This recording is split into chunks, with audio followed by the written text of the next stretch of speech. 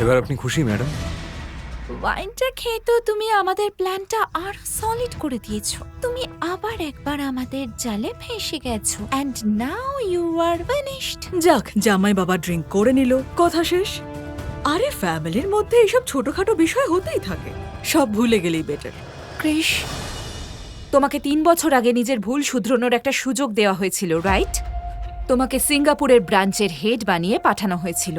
তুমি ওখান থেকে প্রত্যেক বছর আমাকে মেল করেছো যে ওখানে যাতে তোমাকে ইনভেস্টমেন্টটা বাড়িয়ে দেওয়া হয়, যেটা দেওয়া হয়েছে। সেই কোম্পানিটা লসে রান করছে। এর কোনো উত্তর আছে তোমার কাছে? অনুষ্কা কি সত্যিই জানে না যে 3 বছর আমি জেলে ছিলাম? সিঙ্গাপুরে নয়, মানে প্রথমে আমায় জেলে পাঠালো, তারপরে এই সিঙ্গাপুরের বাহানা, এই সবটাই এদের প্ল্যানেরই অংশ।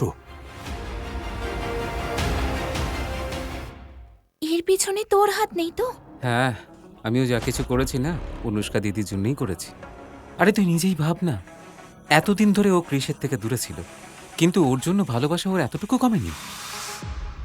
কিন্তু এই ক্রিস, সত্যি বলছি, ও এটার যোগ্যই নয়। সেই জন্যই আমি দিদিকে মিথ্যে বলেছি। দিদিকে এই রহস্যটাও বলিনি যে ক্রিস সিঙ্গাপুরে নয়, আসলে জেলে ছিল, আর ওই সিঙ্গাপুরের কোম্পানিটাকে লসে রান করিয়েছি। কারণ আমি জানতাম যে এই অকর্মণ্য লোকটা যদি ওখানে থাকতোও না, কোম্পানির কিচ্ছু উদ্ধার করতে পারতো না। আর আমি চাই না যে কোনো অকর্মণ্য লোকে এসে আমাদের কোম্পানির 1% অংশ নিয়ে যাক। আইডিয়াটা তো ভালো। তাহলে এর মানে বেচারা ক্রিশ জামাই বাবু অকারণেই ফেসে গেল? আরে কিসের বেচারা? এ কোনো বেচারা লোক নাকি? আরে যদি এর সঙ্গে আরো বেশি কিছু হতো তাও কম পড়ে যেত। দেখ ভাই, আমি যা কিছু করেছি সেটা কিন্তু আমার পরিবারের জন্যই করেছি, আর এমনিতেও অনুষ্কা দিদির জন্য আমি যা খুশি তাই করতে পারি। আমিও অনেকগুলো প্রশ্নের উত্তর চাই অনুষ্কা।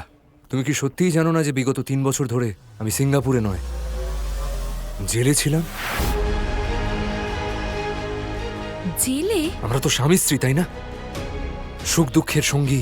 তারপরেও তুমি কিছুই জানো না? বলো না অনুষ্কা, এই সব কিছু জানার পরেও তুমি এমনটা আমার সঙ্গে করলে কেন? আমি ওখানে নিঃশ্বাস নেওয়ার জন্য তড়পাচ্ছিলাম, আর তুমি এখানে সিঙ্গাপুরের কোম্পানির লাভের হিসেব করছিলে। এটা বাদ দিয়ে আর কিচ্ছু নয়। তো তুমি জেলে ছিলে? আরে ফালতু কথা বন্ধ করে যাই বাবু। আরে আমরা তোমাকে তোমার ভুল শুধরানোর অনেক সুযোগ দিয়েছি, আর উল্টে তুমি আমাদের উপরেই দোষ দিচ্ছ।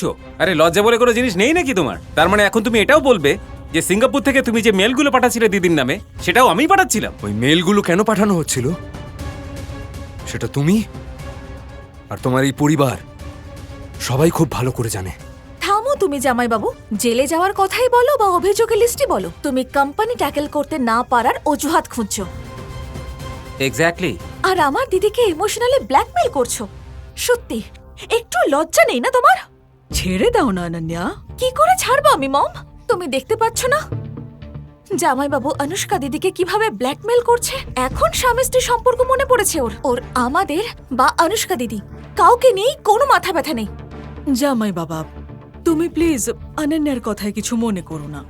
আসলে ও না ওর দিদিকে ভীষণ ভালোবাসে, আর তুমি তো জানোই যে এত বড় লস হয়েছে। তবে তোমার আচরণও কিন্তু ঠিক নয়। ভুল তো তুমিও করেছো, তাই সেই ভুলের জন্য তোমার ক্ষমা চাওয়া উচিত। ঠিকই বলছেন আপনি, সব ভুল তো আমারই। আমি ভেবেছিলাম আমার জীবনের সবচেয়ে বড় অ্যাচিভমেন্ট অনুষ্কাকে বিয়ে করা, কিন্তু এবার বুঝতে পেরেছি যে এটা একটা স্বপ্ন ছিল মাত্র। আর তার চেয়েও বড় ভুল এটাই হয়েছে যে সেই স্বপ্নটাকেই আমি সত্যি মনে করেছি। এটাই আমার ভুল ছিল। তুমি কি সারা জীবন ধরে এভাবে ভুলই করে যাবে? অনুষ্কা, এই 3 বছরে না আমি অনেক কিছু হারিয়েছি, তোমার ভালোবাসাও হারিয়েছি। তাহলে ভুল কোথায় করলাম? আমি তো এখন অনেক এগিয়ে গেছি অনুষ্কা। ঠিক আছে, আমি চেয়েছিলাম তুমি গ্রুপে আবার জয়েন করো।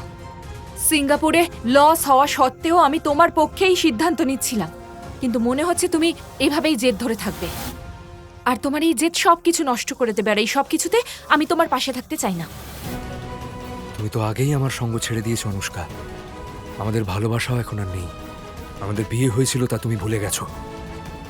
তবে এটাই ভেবে খারাপ লাগছে যে আমার ভেতরে যে ডিভাইসটা আছে তার রিমোটটা তোমার কাছে।